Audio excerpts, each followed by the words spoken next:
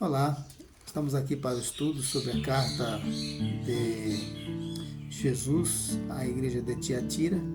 É a quarta carta das 7 cartas endereçadas às 7 igrejas da Ásia. E esta é a carta mais longa, portanto, Jesus dedica uma atenção para ela, por algumas razões. Versículo 18 diz: E ao anjo da igreja de Tiatira, escreve: Isto diz o Filho de Deus, que tem seus olhos como chama de fogo e os pés semelhantes a latão reluzente. O anjo da igreja, já temos visto, conforme estudo nas outras cartas, se refere ao pastor da igreja, o mensageiro. Anjo quer dizer mensageiro, então pastor da igreja, o responsável pela igreja, orientar, chamar ao arrependimento, exortar, enfim, pastorear. Olhos como de fogo, ou como chamas de fogo, diz respeito a conhecimento profundo, conhecimento penetrante, conhecimento purificador, tem esses significados. Lembre-se que Apocalipse é um livro escrito por símbolos, então isso simboliza isso, conhecimento profundo, penetrante, purificador, conhecimento perfeito, onisciência. É a onisciência do Senhor. E os pés semelhantes a latão reluzentes, ou pés de bronze, conforme a tradução. E bronze significa durabilidade, firmeza, incorruptibilidade, em contraste com a estátua vista por Daniel, que tinha os pés misturados de ferro e bronze e que significavam reinos que não subsistiriam, se levantariam, mas com o tempo cairiam. E lá em Daniel, capítulo 2, versículo 44, diz que Deus levantaria um reino que jamais seria destruído. E este reino é o reino de Cristo Jesus. Jesus é o rei.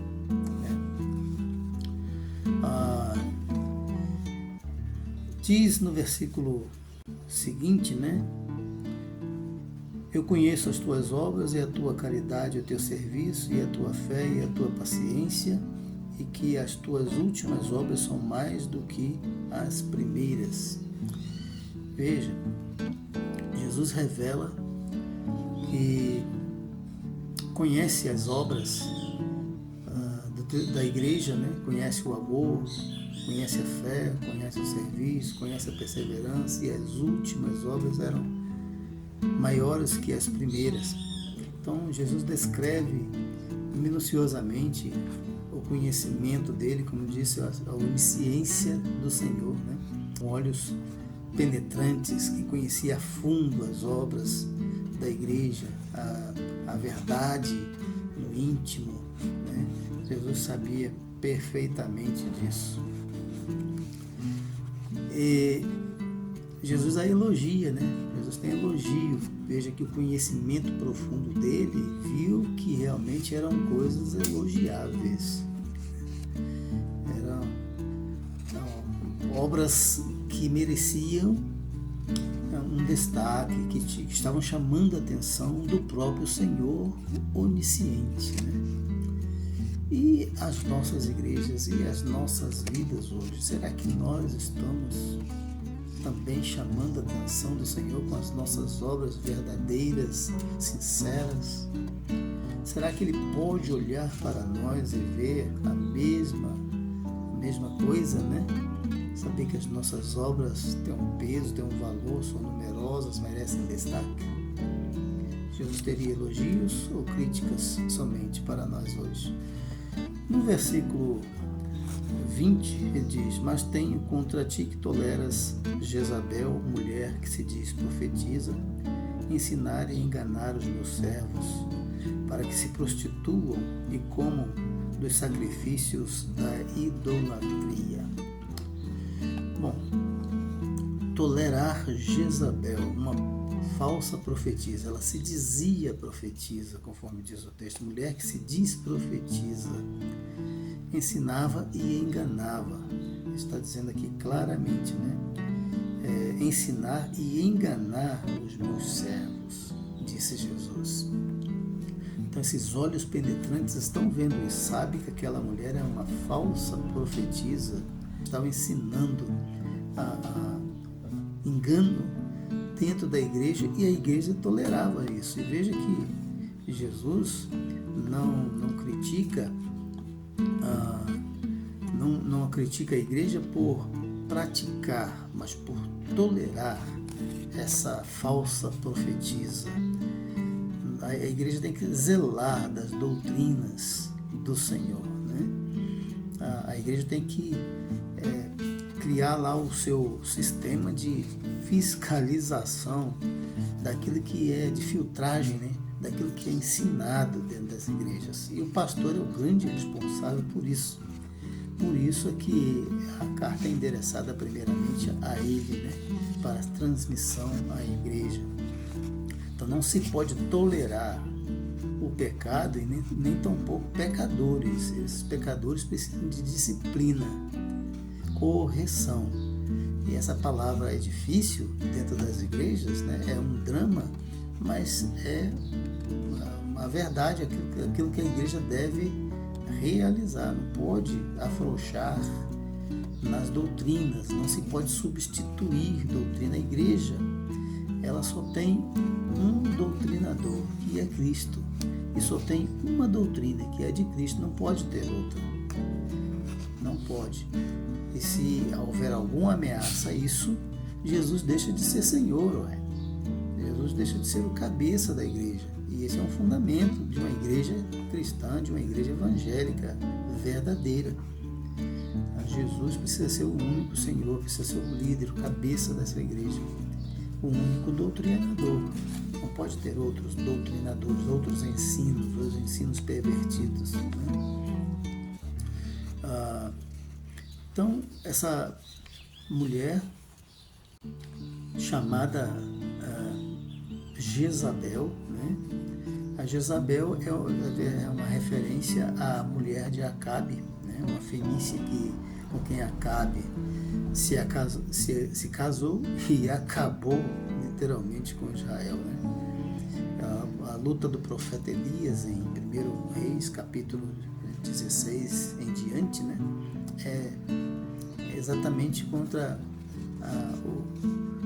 o culto instaurado por Jezabel, o culto a Baal e a Será, né? Que eles tinham como deuses da fertilidade. Aí por isso Elias anunciou da parte de Deus que não haveria chuva, né? Porque se não havendo chuva, eu queria ver se Baal ia fazer chover, se a Será ia fazer alguma coisa, ia ser mesmo o Deus da fertilidade. E quem cerrou o céu foi o Deus Todo-Poderoso, o Deus de Elias, né? Pela palavra do profeta anunciou isso. Ele ia parar de trazer a chuva sobre a terra, e lá durante um grande período de seca, né? 3 anos e meio, não choveu sobre a terra, e a fome assolou a cidade, assolou o povo, né? O povo de Israel. Então ficou provado que a Baal, a Será, não é coisa nenhuma senão invenção humana. E o povo, as pessoas, nós, né, por assim dizer, temos muita facilidade em acreditar em mentiras, né? Em acreditar em contos de fada, coisas erradas. Nós temos muita facilidade em acreditar nisso. Então nós temos que, como discípulos de Cristo, estarmos atentos a essa nossa facilidade de crer em coisas erradas. Então essa mulher Jezabel se tornou símbolo, né, de idolatria e de prostituição espiritual. A prostituição espiritual é aquela que nós negamos a nossa aliança com o Senhor para adotar outros ensinos, outros princípios de outra aliança, que aliança não é, né? São falsas alianças, falsos ensinos de falsos mestres. Então isso é chamado de prostituição, trair a aliança, trair a união com o Senhor. A igreja verdadeira só tem um mestre, não vai trair a aliança com o seu Senhor, não vai manter a aliança a qualquer preço, a qualquer custo, né? E só é salvo aquele que perseverar até o fim, né? Aquele que perseverar, mais adiante veremos sobre isso. Perseverar nas doutrinas do Senhor, perseverar na fé, né? Perseverar no amor, são esses que serão salvos. E a doutrina da perseverança dos salvos, sem esse ninguém se salva, né? É preciso perseverar até o fim. O conhecimento de Jesus e o ensino também de Jezabel, Jesus revela um conhecimento profundo, e os ensinos dessa profetisa chamada Jezabel eram ensinos que tinham lá as sutilezas, né? Tinham a fama de serem ensinos profundos. Por isso diz o versículo 24: mas eu vos digo a vós, os restantes que estão em Tiatira, a todos quantos não têm essa doutrina e não conheceram, como dizem, né, as profundezas de Satanás, que outra carga vos não porei. Essas profundezas de Satanás, esse conhecimento, né, de conhecerem profundamente essas coisas. Então, esses ensinos de Jezabel tinham lá essa fama, né, de serem conhecimentos profundos, mas não eram nada mais, nada menos do que as profundezas de Satanás. E Jesus diz que esses que não se envolveram com essa doutrina, né, não teriam outra carga, outra penalidade para ela. Apenas que se arrependessem, apenas que buscassem o Senhor. Veja que Jesus está sempre buscando o arrependimento, né? Sempre a história é essa, Jesus buscando o arrependimento. No versículo 21, ele diz: e dele, falando da falsa profetisa, e dele tempo para que se arrependesse da sua prostituição, e não se arrependeu. Então, às vezes, as pessoas, nós estamos tendo tempo, Deus está nos dando tempo, nós estamos desperdiçando tempo. Tempo para quê? Para se arrepender, para se consertar, para se corrigir. E a todas as igrejas, as 7 igrejas do Apocalipse, Jesus está chamando, exortando para que ela mantenha o que tem, para que ela se mantenha na fé, para que ela persevere até o fim, para que ela ouça o Espírito Santo. Todas as cartas terminam com essa demonstração, né? Quem tem ouvidos, ouça o que o Espírito diz às igrejas. Por quê? Porque muitos não estavam ouvindo o Espírito Santo. O Espírito Santo estava falando e as pessoas não estavam ouvindo. Então, Jesus chama a todas as suas igrejas, não importa o quão erradas elas estejam. Nós vemos nas 7 cartas, havia a igreja que tinha esquecido seu primeiro amor, havia a igreja que era muito dedicada, muito sincera, cheia de obras, sofredora, havia a igreja que era rica, tão rica que Jesus ficava de fora dela, né? Achava-se forte, poderosa, porque tinha dinheiro, porque as pessoas tinham posses, né? Mas Jesus estava de fora. Então Jesus está chamando a todas essas, até aquela que ele está de fora, que não deram chance para ele trabalhar no seio da igreja. Jesus está batendo a porta e chamando todas elas. Jesus está chamando ao arrependimento. Jesus tem exortações, Jesus tem orientações, porque ele é o sumo pastor das ovelhas.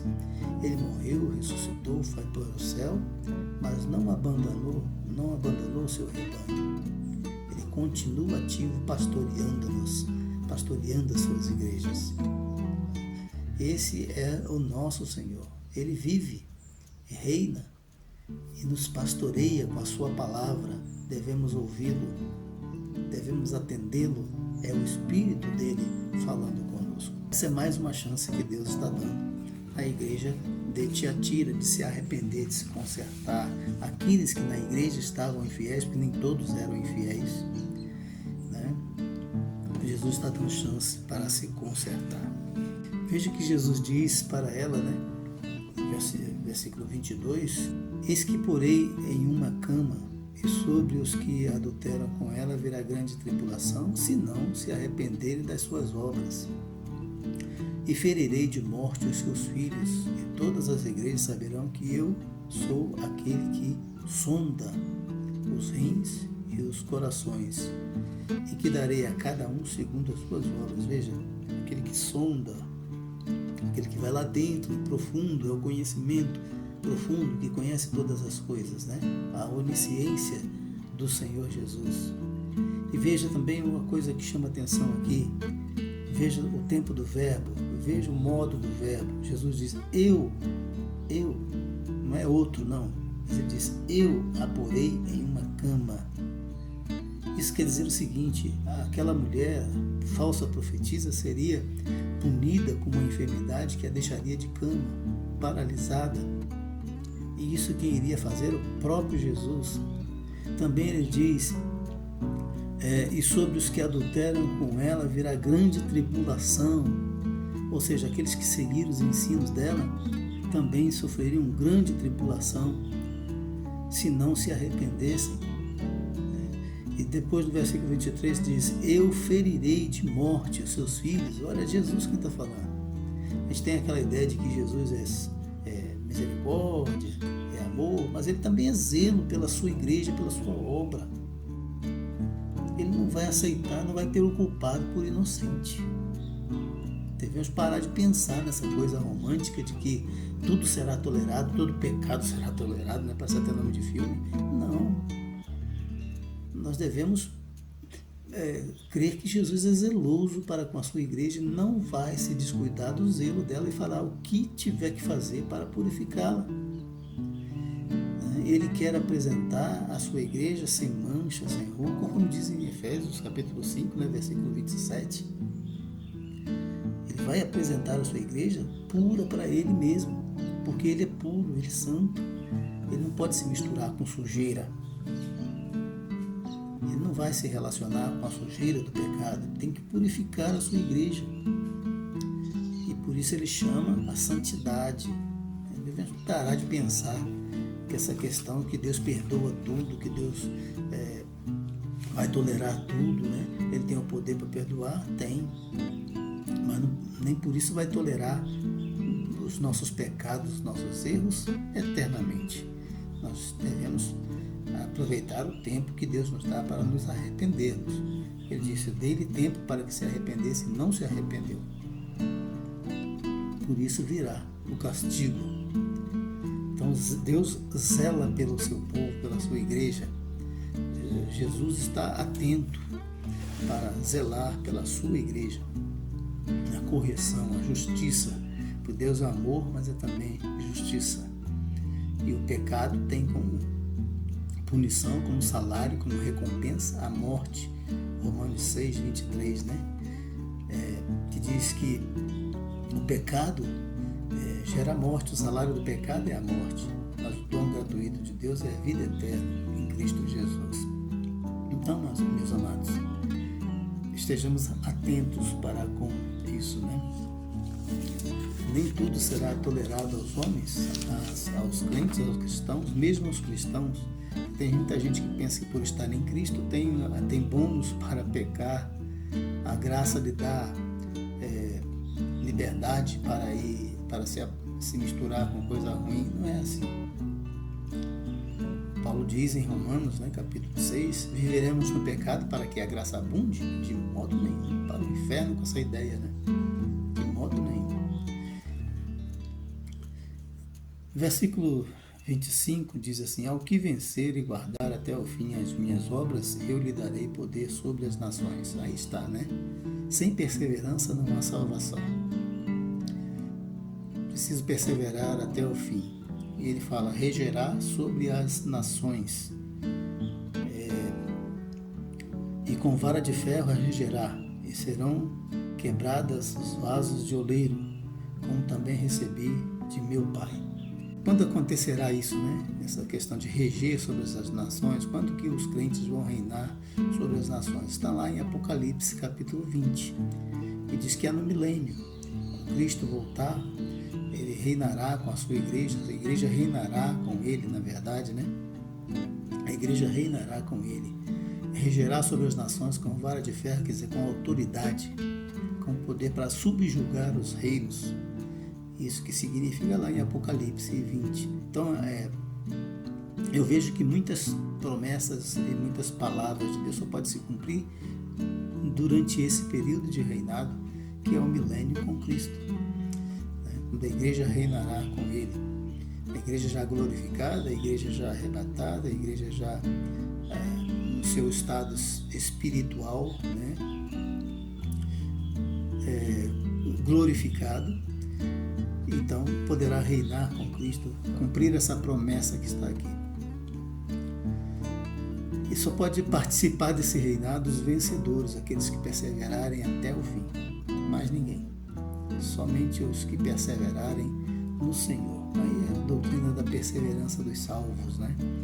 Essa doutrina ela é aceita por várias correntes teológicas diferentes. Ninguém pode ser salvo sem perseverança na fé, nas doutrinas de Cristo, em Cristo. Então Jesus chama ao arrependimento todas as suas igrejas, mesmo aquelas mais erradas, como também chamou a igreja de Tiatira, que tolerava uma mulher, profetiza, falsa ensino, ele chama ao arrependimento. E Jesus tem doutrina, tem chamado para todas as igrejas, Jesus tem doutrina, tem chamado para a sua vida. Jesus tem um chamado para você. Atende.